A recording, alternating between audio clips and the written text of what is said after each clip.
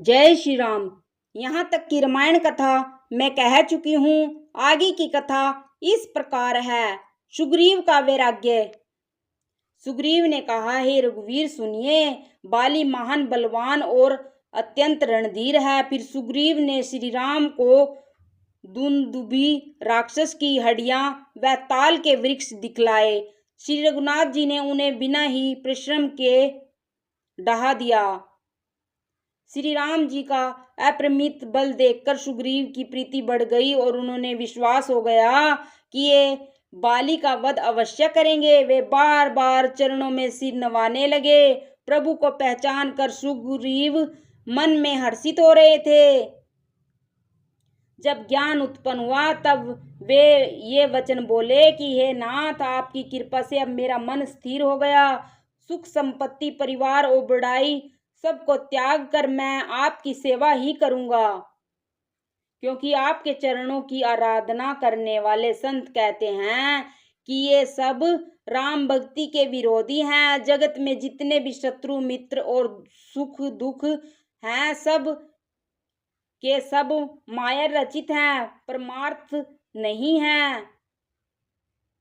हे श्री राम जी, बाली तो मेरा परम हितकारी है, जिसकी कृपा से शोक का नाश करने वाले आप मुझे मिले और जिसके साथ अब स्वप्न में भी लड़ाई हो तो जागने पर उसे समझकर मन में संकोच होगा।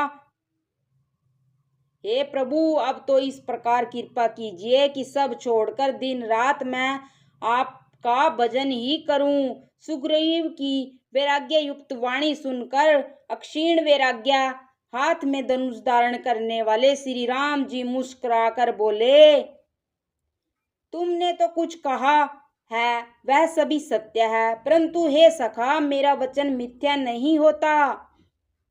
अर्थात बाली मारा जाएगा और तुम्हें राज्य मिलेगा। काकभुसुंडी जी कहते हैं कि हे पक्षियों के राजा गरुड़, नट के बंदर की तरह श्री राम जी सबको नचाते हैं। वेद ऐसा कहते हैं। तदंतर सुग्रीव को साथ लेकर और हाथों में धनुष बाण धारण करके श्री रघुनाथ जी चले। तब श्री रघुनाथ जी ने सुग्रीव को बाली के पास भेजा। वह श्री राम जी का बल पाकर बाली के निकट जाकर गरजा। बाली सुनते ही क्रोध में भरकर वेग से दौड़ा। उसकी स्त्री तारा ने चरण पकड़कर उसे समझाया कि हे नाथ सुनिए, सुग्रीव जिनसे मिले हैं वे दोनों भाई तेज और बल की सीमा हैं। वे कौशलाधीश दशरथ जी के पुत्र राम और लक्ष्मण संग्राम में काल को भी जीत सकते हैं।